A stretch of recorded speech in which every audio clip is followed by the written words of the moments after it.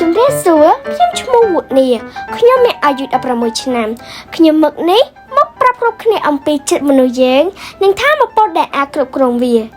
ចិត្តនេះយើងតែងតែប្រើមកដើម្បីប្រមូលរក្សាទុកនៅបញ្ហានិងទម្ងន់យ៉ាងច្រើនក្នុងជីវិត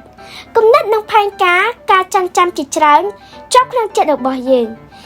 បានចូលរួមក្នុងការគិតដោះស្រាយនិងបំបែកបញ្ហារាប់មិនអស់ហើយបានផ្លាស់ប្ដូរពីបទពិសោធន៍មួយទៅបទពិសោធន៍មួយដរាបមកហេតុនេះព័ត៌មាននិងចំណេះដឹងត្រូវបានប្រមូលផ្ដុំរំលាយនិងរក្សាទុកហើយយើងយកអ្វីៗទាំងអស់នេះមកធំឡើងជាមួយយើងទាំងអស់នោះដូចជាកម្មវិធីកុំព្យូទ័រដែលបង្កើតជារឿងផ្ទុកពេញក្នុងបេះដូងរបស់យើងមានដូចជាអំពីមនុស្សខ្លួនយើងនិងពិភពលោកដែលយើងកំពុងឆ្លងកាត់ភាពច្របូកច្របល់ពេលខ្លះយើងបានឆ្លងកាត់ភាពច្របូកច្របល់នៃចិត្តនិងបេះដូងមួយដែលឆ្អែតឆ្អន់នឹងការបែកបាក់ក្បត់ឬខូចចិត្តយើងចង់ផ្លេចប៉ុន្តែសមត្ថភាពពីកំណត់របស់យើងក្នុងការទទួលចងចាំនិងគិតបំព្រមលុបចំណុចអាក្រក់ឲ្យយើងទេពិភពលោកដែលជាប្រភពនៃភាពស្មុគស្មាញត្រូវការច្បាំងបកដោយសេចក្តីមេត្តាករុណាហើយសុចរិតនិងភាពសច្ចៈនឹងនៅជាមួយយើងជានិច្ចថាមពលចិត្តជាអ្វីខ្ញុំបានធ្វើតាមម្ដាយខ្ញុំគាត់បានប្រាប់ថាអ្វីក៏ដោយដែលកើតឡើងនៅក្នុងចិត្តគំនិតនិងមកលើរូបកាយរបស់យើងមិនអាចគ្រប់គ្រងបានទាំងអស់ទេតែយើងអាចរកវិធីឆ្លើយតបវិញតាមរបៀបរបស់យើងសូមគិតរបៀបនេះនៅពេលដែលដំណើរជីវិតរបស់យើងជួបប្រទះនូវការឈឺចាប់បាក់ទឹកចិត្តនិងការភ័យខ្លាចចូលគិតថាការដែលគេបដិសេធយើងជួនកាលបណ្ដាលមកពីអ្នកដទៃមិនចេះគិតបានល្អ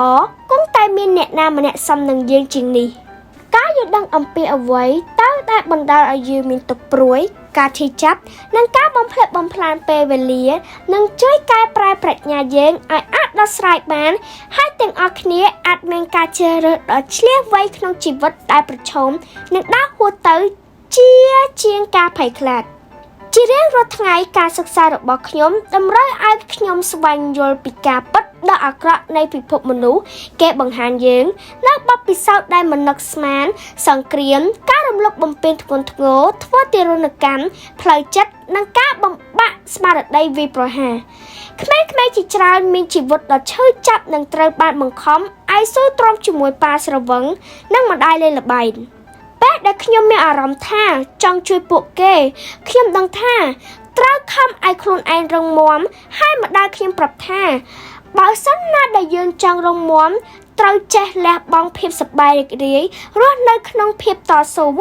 និងបង្កើតថ្ងៃថ្មីដែលសប្បុរសជួយអ្នកដែលទន់ខ្សោយជាងសុបិនរបស់ខ្ញុំគឺខ្ញុំចង់អប់រំថាមពលចិត្តដល់ពួកគេចែករំលែកនៅក្តីសង្ឃឹមក្នុងការរស់នៅនិងចំណេះដឹងដល់គ្នាតាមពិតខ្ញុំបានរៀនពីការឈឺចាប់ខ្ញុំត្រូវមិត្តល្អបដោះសាលាចោលហើយមានអារម្មណ៍តែតោអស់សង្ឃឹមខ្ញុំជឿថាការព្យាបាលត្រូវបានលាក់ទុកនៅក្នុងកន្លែងដែលមិននឹកស្មានដល់បំផុតគឺក្នុងចិត្តក្នុងការខូចចិត្តការឈឺចាប់ការអស់សង្ឃឹមការរងទុក្ខមានតែចិត្តទេជួយយើងបានបើចិត្តយើងមិនសប្បាយយើងនៅទីកន្លែងណាក៏មិនសប្បាយដូចគ្នាថាមពលពីចិត្តបានបង្រៀនខ្ញុំពីរបៀបទទួលបានបទពិសោធន៍រីករាយសង្កេតមើលភាពស្រស់ស្អាតក្នុងធម្មជាតិបង្កប់នូវក្តីសង្ឃឹមនិងពង្រីកសេចក្តីស្រឡាញ់តាមរបៀបដែលខ្ញុំមិនធ្លាប់ដឹងពីមុនមកតើអ្នកយល់យ៉ាងណាដែរអត្ថបទរបស់ខ្ញុំ